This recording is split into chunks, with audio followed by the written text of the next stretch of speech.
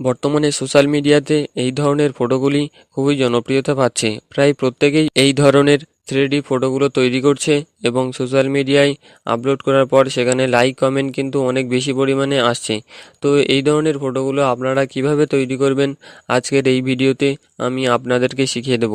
এই জিনিসটা আপনারা মোবাইল ফোন দিয়ে মাত্র 1 মিনিটে তৈরি করে নিতে পারবেন। তো চলুন বেশি দেরি না করে আজকের ভিডিওটি শুরু করি। এই ধরনের ফটো তৈরি করার জন্য আপনাদের যে জিনিসটা প্রয়োজন হবে সেটা হচ্ছে জেমিনি এআই।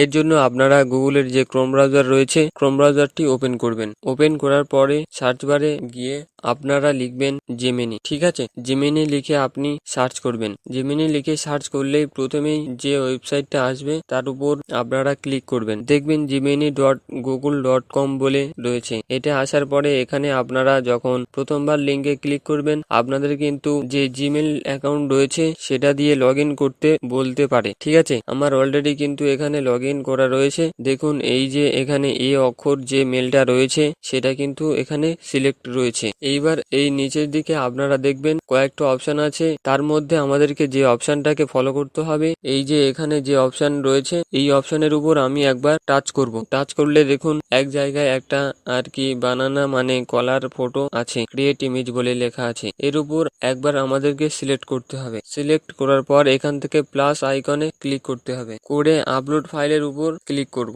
করে আমরা ফাইলে সিলেক্ট করব। এখান থেকে আমরা যেই ফটোটাতে এডিট করতে চাইছি সেই ফটোটাকে আমাদেরকে গ্যালারি থেকে এখানে সিলেক্ট করে নিতে হবে। আমি এখানে যে ফটোটা রয়েছে সেই ফটোটাকে সিলেক্ট করে নিচ্ছি। দেখুন ফটোটা এখানে কিন্তু চলে এসেছে। ফটো সিলেক্ট করার পরে আপনাদের যে জিনিসটার প্রয়োজন হবে সেটা হচ্ছে একটা প্রম্পটের প্রয়োজন হবে, কারণ সেই প্রম্পটার দ্বারাই কিন্তু এই ফটোটা হবে। এই যে প্রম্পটটা রয়েছে এটা কিন্তু আপনারা এই ভিডিওর ডিসক্রিপশন বক্সে পেয়ে যাবেন। আমি এখানে সেই লেখাটা পেস্ট করছি। ঠিক আছে, এই দেখুন আমি লেখাটা দিয়েছি। এই যে লেখাটা রয়েছে এই প্রম্পটের দ্বারাই কিন্তু ফটোটা হবে। এখানে আমি লেখাটা দেওয়ার পরে এখানে সেন্ড যে বাটন রয়েছে এর উপর একবার প্রেস করব। ঠিক আছে, প্রেস করার পরে এখানে দেখুন নিচের দিকে একটা অপশন লেখা আছে যেখানে লেখা আছে জাস্ট এ সেকেন্ড বলে, মানে এই ফটোটাকে এখন ভালো করে প্রসেসিং করবে। তারপরে আমাদেরকে কিন্তু সেই যে আমরা যেরকম টাইপের ফটোটাতে চাইছি আর কি 3D ফটো, সেই ফটো কিন্তু এখানে জেনারেট করে দেবে। তো আমি এখানে কিছুক্ষণ অপেক্ষা করব। কিছুক্ষণ সময় অপেক্ষা করার পর এখানে আমাদের যে ফটো রয়েছে সেই ফটো কিন্তু এখানে রেডি হয়ে গেছে।